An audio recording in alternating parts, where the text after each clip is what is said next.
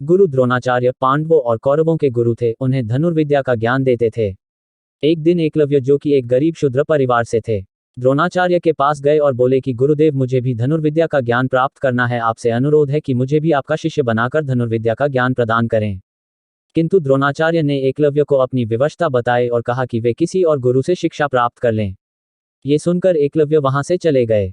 इस घटना के बहुत दिनों बाद अर्जुन और द्रोणाचार्य शिकार के लिए जंगल की ओर गए। उनके साथ एक कुत्ता भी गया हुआ था।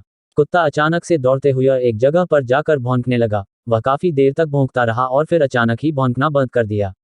अर्जुन और गुरुदेव को ये कुछ अजीब लगा और वे उस स्थान की ओर बढ़ गए जहां से कुत्ते के भौंकने की आवाज आ रही थी। उन्होंने वहां जाकर जो देखा वो एक अविश्वसनीय घटना थी। किसी ने कुत्ते को बिना चोट पहुंचाए उसका मुंह तीरों के माध्यम से बंद कर दिया था और वह चाहकर भी नहीं भौंक सकता था। ये देखकर द्रोणाचार्य चौंक गए और सोचने लगे कि इतनी कुशलता से तीर चलाने का ज्ञान तो मैंने मेरे प्रिय शिष्य अर्जुन को भी नहीं दिया है, और न ही ऐसे भेदने वाला ज्ञान मेरे अलावा यहाँ कोई जानता है। तो फिर ऐसी अविश्वसनीय घटना घटी कैसे? तभी सामने से एकलव्य अपने हाथ में तीर कमान पकड़े आ रहा था। ये देखकर तो गुरुदेव और भी चौंक गए। द्रोणाचार्य ने एकलव्य से पूछा, बेटा तुमने ये सब कैसे कर दिखाया? तब एकलव्य ने कहा, गुरुदेव, मैंने यहाँ आपकी मूर्ति बनाई है और रोज इसकी वंदना करने के पश्चात मैं इसके समकक्ष कड़ा अभ्यास किया करता हूँ, और इसी अभ्यास के चलते मैं आज आपके सामने धनुष पकड़ने के लायक बना हूँ। गुरुदेव ने कहा, तुम धन्य हो।